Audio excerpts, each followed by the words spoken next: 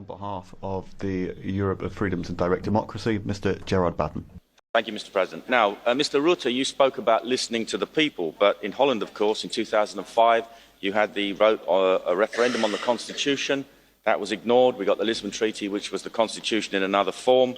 In 2016, the Dutch voted against the Ukrainian Association Agreement, and that's been ignored. The EU rule is to pay and obey. So if you can change that, then good luck to you. Now, Europe can have a great and prosperous future, but not if the European Union is planning it. The European Union is responsible for many of the problems that beset Europe, and your solution is always the same: to have more power. The European Union was always about creating an undemocratic state, a United States of Europe. And it's always been about deconstructing nation states and transferring political power to Brussels. That will be bad enough in itself, but you've actually made a complete mess of governing the member states. There are two areas in which this is obvious to the ordinary citizen: the economy and security. The creation of the euro was a political project, not an economic project, and was an entirely predictable disaster, and has brought about financial austerity and unemployment.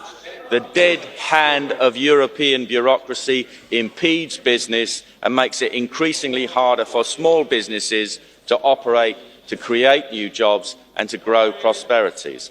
Your policies have blighted the lives of millions of people. Meanwhile, our security is endangered because of the results of mass immigration. Under Mrs. Merkel's leadership, you have brought in millions of people from Africa, the Middle East and beyond, and you intend to bring in millions more. You have turned many parts of Europe into foreign countries. You use the emotional blackmail argument of talking about helping defenceless refugee families, and yet the reality is that the vast majority of these migrants are young men from Islamic countries. This is not immigration, this is invasion. Traditionally, Europe resisted Islamic invasion. Heroic struggles in the siege of Malta at the gates of Vienna have now been replaced by abject surrender. Islam offers two options: submit or resist. You have decided to surrender and submit on behalf of your citizens, but some states are resisting. Rebellion is now stirring in Hungary, Poland, the Czech Republic, Austria and elsewhere. The tide is turning against the EU. And best of all, we have Brexit, a modern peasants' revolt against their out-of-touch overlords. When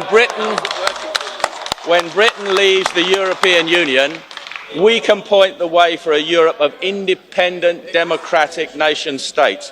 Most people want a Europe of genuine trade, friendship and cooperation. They do not want rule from Brussels. Well